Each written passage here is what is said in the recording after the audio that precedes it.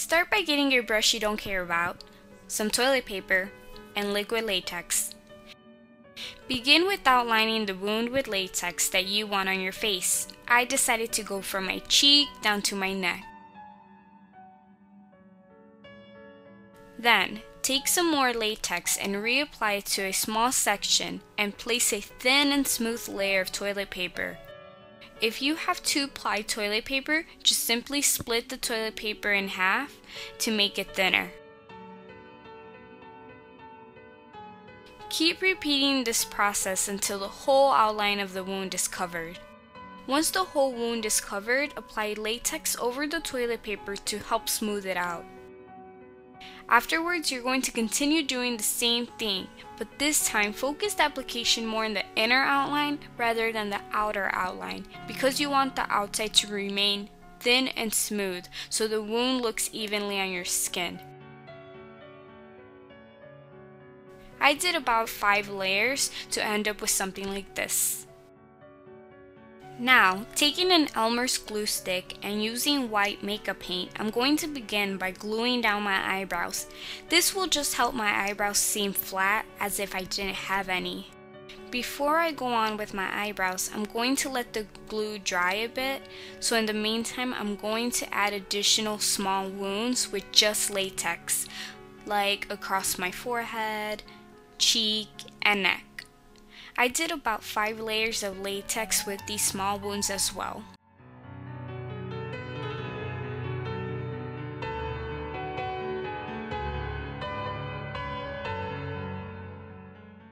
Okay, by now the eyebrow should be somewhat dry, so I went ahead and applied white makeup paint to help conceal the eyebrows. This white makeup paint I used wasn't as good, so make sure you test out yours before you start. Now, take whatever tweezers you might have and you're going to start picking and peeling the small latex wounds. Make sure to be gentle because you don't want to over peel.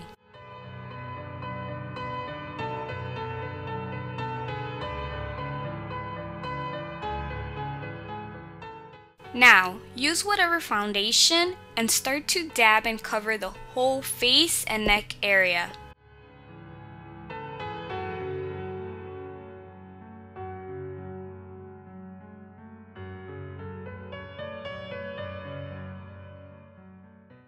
Then, taking the green makeup paint from the makeup palette, I'm going to start dabbing some of the green all over to add more discoloration to the skin. And with a brown pencil, start adding spots all over to also add to the discoloration of the skin. Then, with a makeup sponge, start to blend out the brown spots so they don't look as harsh. Now, let's finally work with our big wound.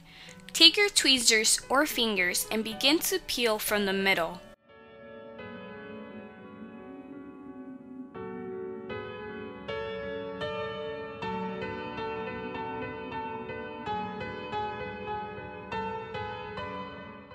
Once it's peeled to your liking, you can rip the edges a bit to really adjust it the way you want.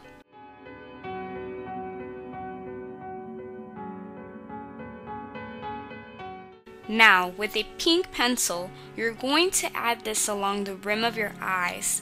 This will make it look like your eyes are irritated. Now, taking a jumbo black pencil, smudge it around your eyes and smear it outwards.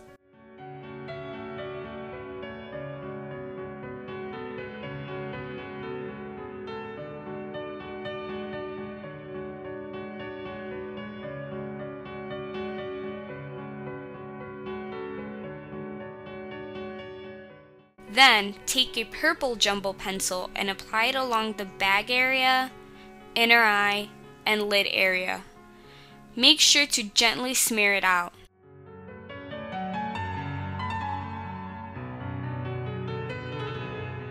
Now I'm going to start using matte brown and black eyeshadows. First, I took a flat brush with black eyeshadow and sketched in some eye bags and a line across the bottom lid. Afterwards, using a blending brush, I blended out these lines.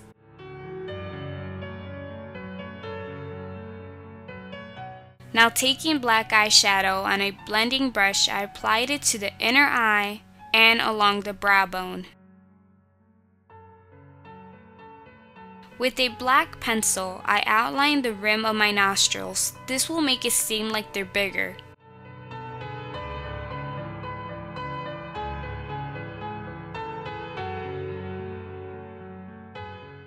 And taking a black shadow, I started to contour my face, neck, and chest. First I did all the contouring very harsh, but then with a brown eyeshadow, I went back in and shaded it out.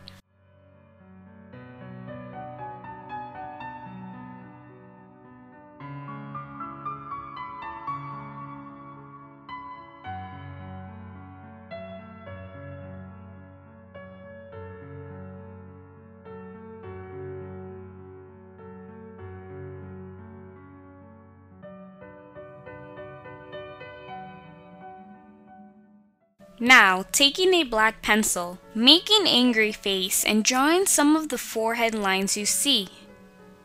Then, with a brush, dust over some black eyeshadow across the lines so all the wrinkles are shadowed in.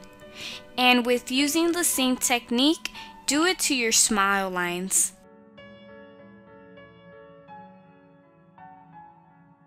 With a jumbo black pencil, smudge in your inner lips and lightly rub your lips together so your natural lip lines are visible. Then with a flat brush and black eyeshadow, draw in some lines around your lips.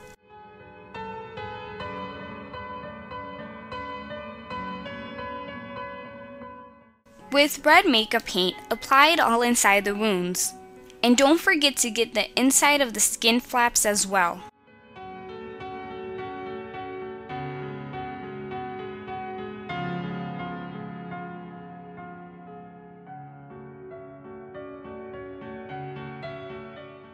With black eyeshadow, start to dust it around the edges to add more depth to the inner skin, and then start to dust it over the edges of the skin flaps.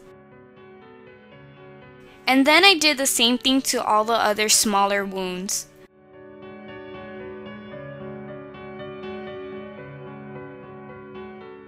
Now this is my favorite part, the blood application.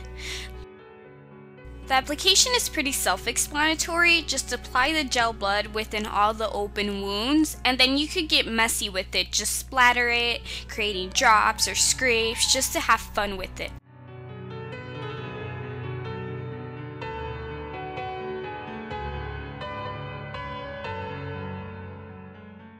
Whoopsie, I dropped some. Now let's make our teeth look like we just had a meal. The stainer is awesome, it doesn't have a taste, and it lasts a long time.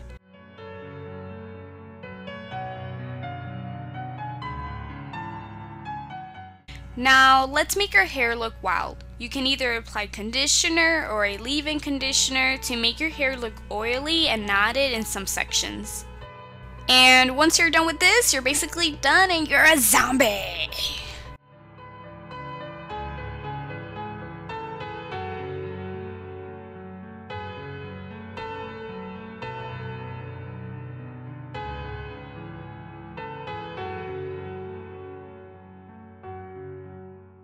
So there it was, guys, my version of a zombie. If you enjoyed it, make sure you did thumbs up and subscribe if you haven't already. And here are my 2 latest videos. If you haven't seen them, go ahead and check them out. Until next one, bye guys.